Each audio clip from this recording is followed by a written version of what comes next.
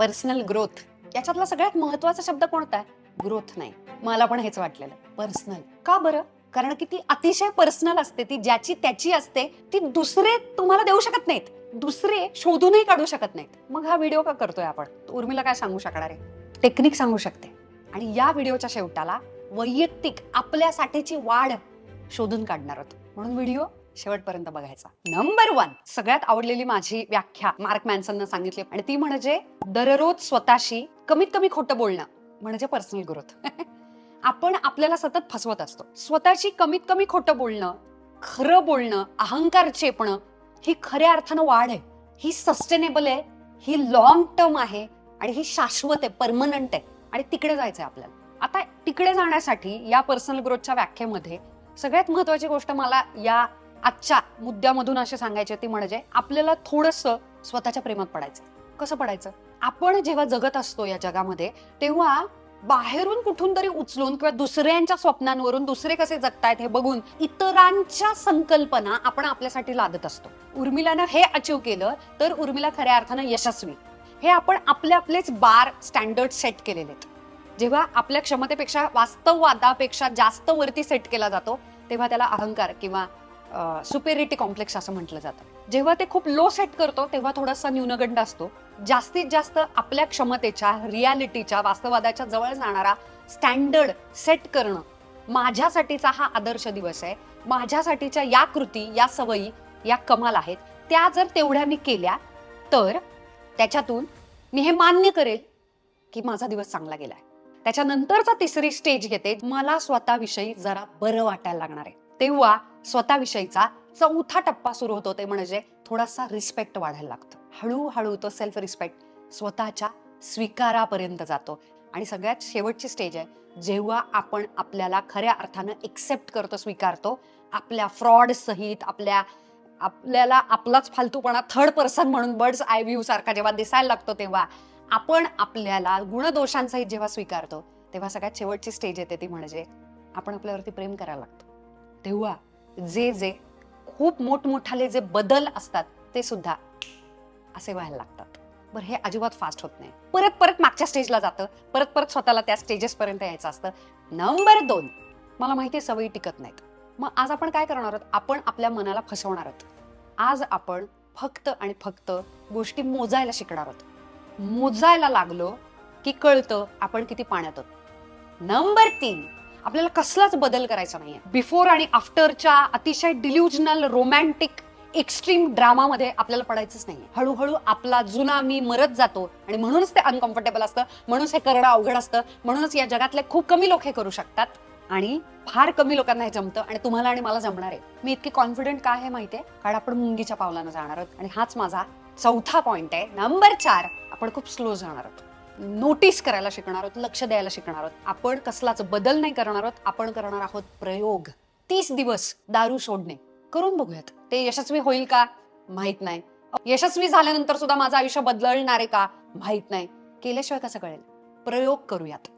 प्रयोगानं सगळ्या गोष्टी सिद्ध व्हायला लागणार आहेत. आपल्याला आपण मिळायला लागणार आहोत, आणि फक्त प्रयोग करायचा आहे. आणि जेव्हा आपल्याला कळणार आहे की ओके, असं घडतंय, असं होतंय, आपल्याला हे जमतंय, हे आपल्याला जमत नाहीये, आपल्याला जे वाटत होतं ते खोटं होतं, आपल्याला जे वाटत होतं ते ऍब्सोल्युटली खरं आहे, या सगळ्यामधून गेल्यानंतर, आपण आपल्याला सापडायला लागल्यानंतर, तुम्हाला माहिती आहे स्टेजेसमध्ये काय होणार आहे? हळू आपण आपल्याला स्वीकारायला लागणार आहोत, आणि आपण आपल्या प्रेमात पडणार आहोत. नंबर 5, आणि ऍक्च्युली सॉरी, मी पूर्ण व्हिडिओवर खोटं बोलले, आपण एक सवय लावणार आहोत. मला ना लहानपणापासून सायन्स या गोष्टीचं अतिशय नवल वाटत गेले.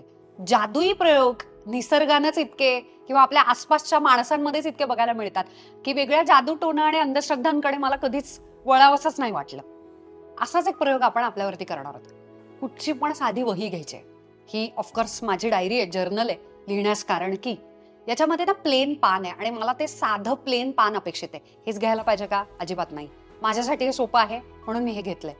सगळा राडा एका वहीत करणं जास्त अपेक्षित आहे, कारण की जेव्हा आपण एस्थेटिकली सुंदर करायला लागतो, तेव्हा आपला बार परत एकदा हाय होतो, आणि तो बार मला हाय नाही, स्टँडर्ड हाय नाही ठेवायचे. जशी आपण रोजच्या आयुष्यात करतो, किती गडबडीत असू दे, कारण आपलं शरीर वेस्टेज आपलं बाहेर टाकतच असतं. अगदी त्या पद्धतीनं तुमची इच्छा असो नसो, ते पोटात राहिल्यानंतर त्रास होतो, ते करणं आपल्या तब्येतीसाठी जास्त आरोग्यदायी असतं. अगदी त्याच पद्धतीनं इतक्या सोप्या लेवलला अंग वळणे हे ट्रॅकर जर तुम्हाला पाडायचं असेल तर त्याला अजिबात दिसायला सुंदर, हस्ताक्षर सुंदर, महागड्या वह्या, त्याच्या ठरलेल्या वेळा असले खराब नियम लावायचे नाहीत. त्याला सोपं करायचं. पानांना जर शेजारी रेषा असतील चालू शकेल, रेषांवालं पान नसेल शक्यतो लिहायला सोपं. आणि आता आपण लिहायला घेणार आहोत. काय लिहायला घेणार आहोत आपण? डाव्या बाजूला मी आता या महिन्यातले सगळ्या तारखा आणि वार लिहायला लागणार आहे.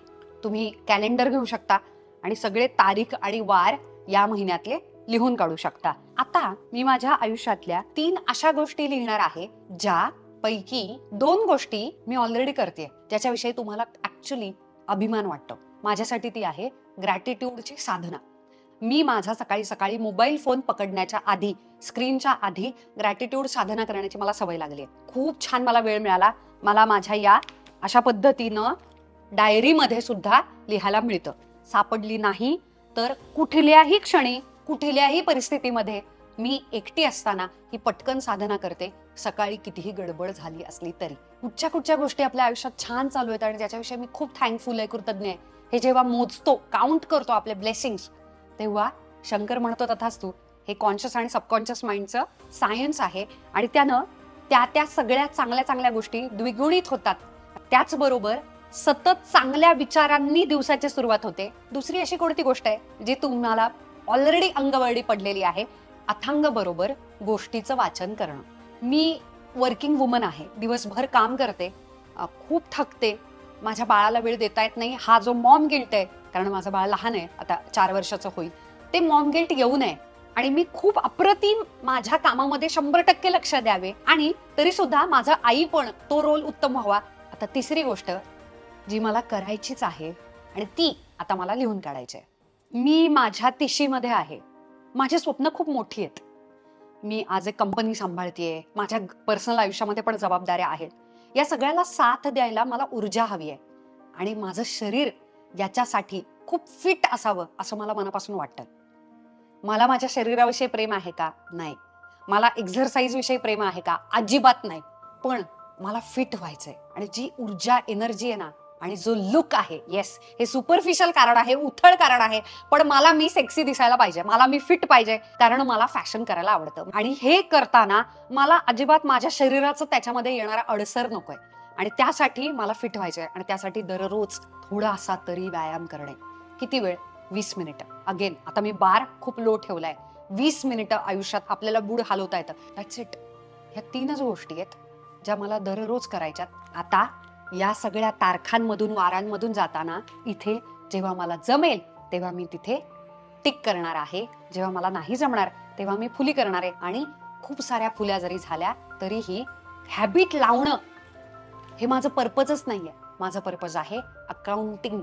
मी माझ्या स्वतःच्या आयुष्याच्या प्रगतीची, वाढीची जबाबदारी आणि पहिलं पाऊल उचललेलं आहे. याला पर्याय आहेत का? येस. बाजारामध्ये अमेझॉनवरती हॅबिट ट्रॅकर नावाचा प्रकार येतो. अप्रतिम शीट मिळते. त्याचा दोष सांगते. त्याच्यामध्ये असंख्य सवयी आहेत आणि महिन्याभराचा तक्ता आहे. जेव्हा इतक्या 8, 10, 12 गोष्टी एकाच वेळी आपण सुरू करतो, त्याच्यातली एकही गोष्ट 30 दिवस कधीच होत नाही.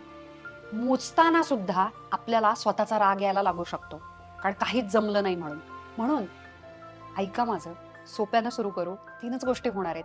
खरं बोलतोय ना आपण आपल्याशी. त्याच्यातल्या 2 गोष्टी तर ऑलरेडी ऑलमोस्ट रुळलेल्या आहेत, जमतायत, अशा आहेत. एकच गोष्ट आहे जी थोडीशी नवीन आहे, थोडीशी चॅलेंजिंग आहे, आपल्याला अवघड जाणार आहे. ती आपली वेगळी असणार आहे. याच गोष्टी तुम्हाला करायच्या आहेत का? नाही.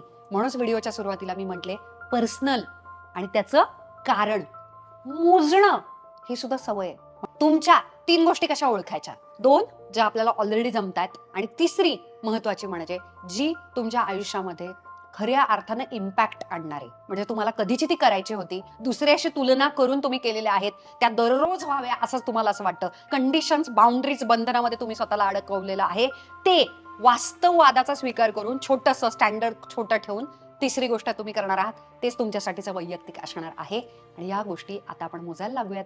शेवटपर्यंत व्हिडिओ पाहिला त्याबद्दल आणि थँक्यू. आय मनापासून लव्ह यू.